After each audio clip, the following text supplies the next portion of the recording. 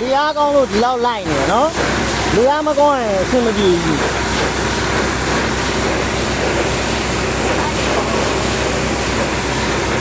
ဘယ်ကနေအဲ့ပေါ်နော်ဟမ်ဒီသားကျတော့ဘယ်ကနေတော့အဲ့ပေါ်ကျလာပါအမကျကျလာ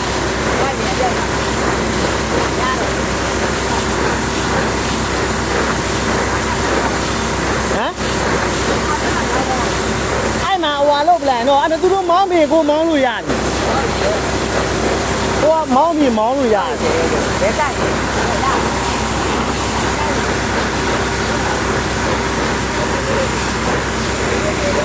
ပြောမင်းချမ်းမဲချမ်းပဲရှင်နာတိချဘေးကမြေဖို့ရ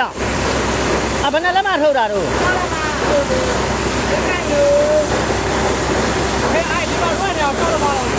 ဒီမှာ6လက်မလောက်ရှိတယ်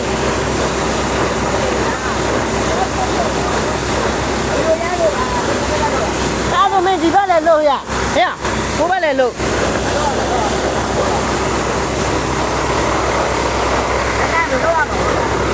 ရဟိုဘက်နည်းနည်းတန်လုံးကြီးဖယ်လိုက်လေကွာ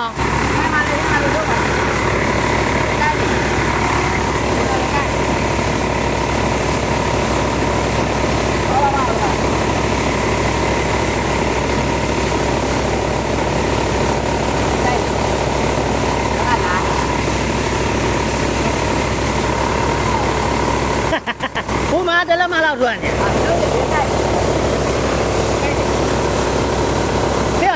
ခုံးအော်တဲ့ကျုံသွားအောင်မယ်